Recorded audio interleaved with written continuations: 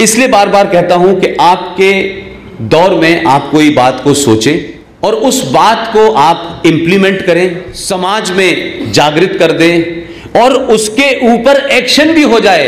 ऐसी घटनाएं जीवन में कभी कभी आती हैं। हम कोई ऐसे लोग नहीं हैं कि हमारा जन्म कोई बड़े परिवारों में हुआ हो या हमने कोई बहुत पढ़ लिया हो, लेकिन आज के दौर में जिन लोगों ने कहा कि आपकी 21वीं सदी है और भारत की 21वीं सदी है, भारत के लोगों को यह एहसास नहीं था और भारत के अभी बहुत सारे लोगों को यह एहसास नहीं है कि 6 अगस्त को भारत आजाद हुआ, इस बार 15 अगस्त को नहीं हुआ। वो यकीन नहीं कर पा रहे और शायद इस इंतजार में बैठे हैं कि नहीं नहीं नहीं, ऐसा नहीं है, सुप्रीम कोर्ट कुछ करेगी।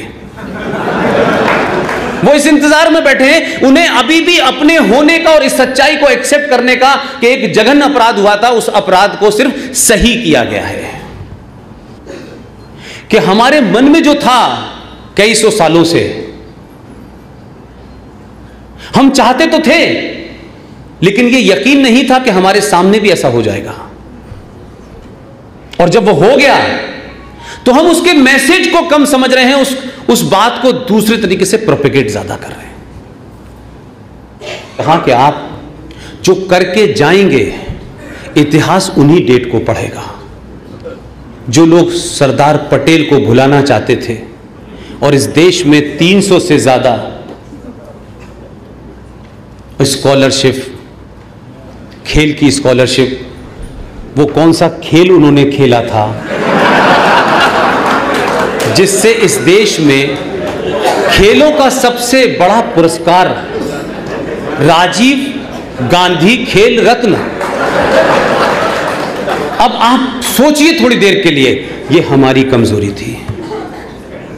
एक नाथूराम गोडसे के कारण हम पूरे जिंदगी शर्मसार हैं, जिसमें हमारा कोई रोल नहीं। हमने कहा उसने कृत्य किया, उसने कहा मैंने मारा है, गलत मारा है, सही मारा है, कोर्ट सजा देगी, मैंने सजा ली और वो फांसी पे चढ़ गया। वो आपकी तरह भागा नहीं।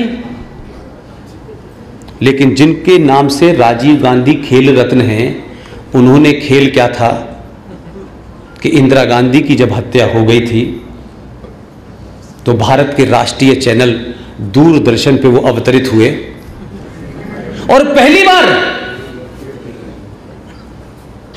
उन्होंने अंदर जनेऊ नहीं पहना, अपनी बंडी के ऊपर जनेऊ पहन के आए। ये विजुअल हैं, ये मेरी कही बात को यकीन मत कीजिएगा, जाके ढूंढ लीजिएगा। दूरदर्शन पे राजीव गांधी का जब वो आप भाषण सुनेंगे तो राजीव गांधी को बताना था कि मेरी मां को मारा गया है, अब मुझे झेलना, मैंने भी जनेऊ पहन लिया है। उन्होंने जनेऊ ऊपर पहना, ये वाला अंदर पहन रहा है। तो आप सोचिए कि जिस प्रधानमंत्री के पद पे बैठे हुए आदमी ने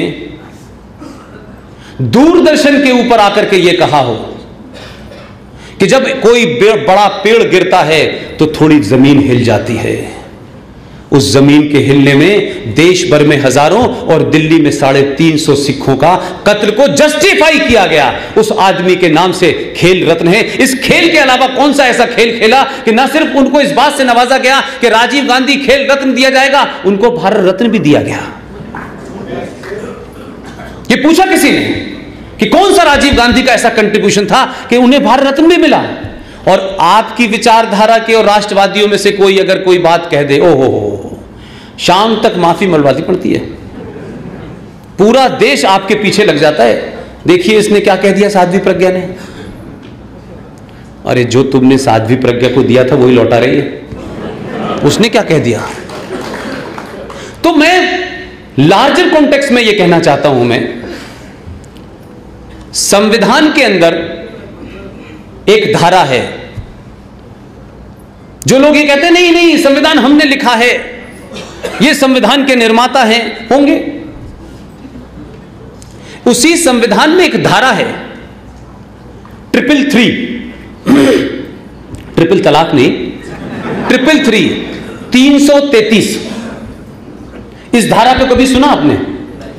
कभी जिक्र ही नहीं होगा। इस धारा में है क्या?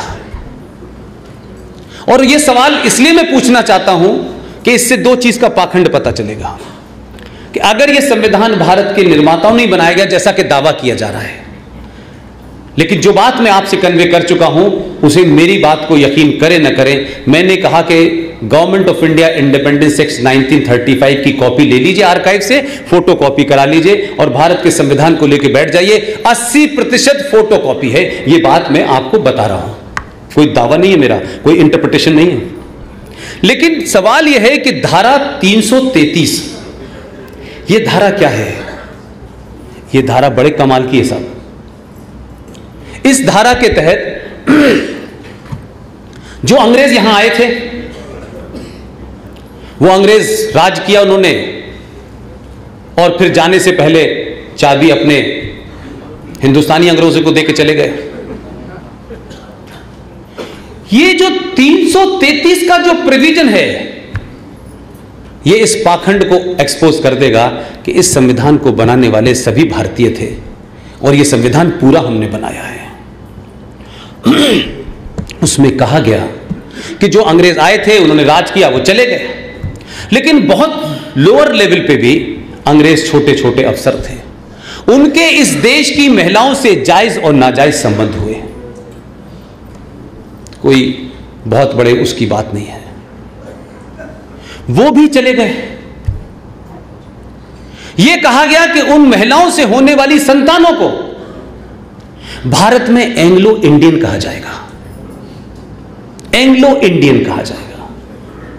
और 70 साल में वो एंग्लो इंडियन संतानें खत्म नहीं हुई, मुझे तो मिल नहीं रही, मैं ढूंढता हूं। लेकिन 333 के अंदर एक प्रोविजन देखिए, जाने से पहले ये प्रोविजन करके गए कि भारत की लोकसभा के अंदर 545 सीटें हैं, चुनाव 543 पे होगा। ये तो 2 सीटें हैं, तो जो असली थे वो चले गए, जो नकली थे वो समाप्त हो गए। लेकिन एंग्लो इंडियन कम्युनिटी के 2 लोगों को राष्ट्रपति हर बार लोकसभा में नॉमिनेट करेगा।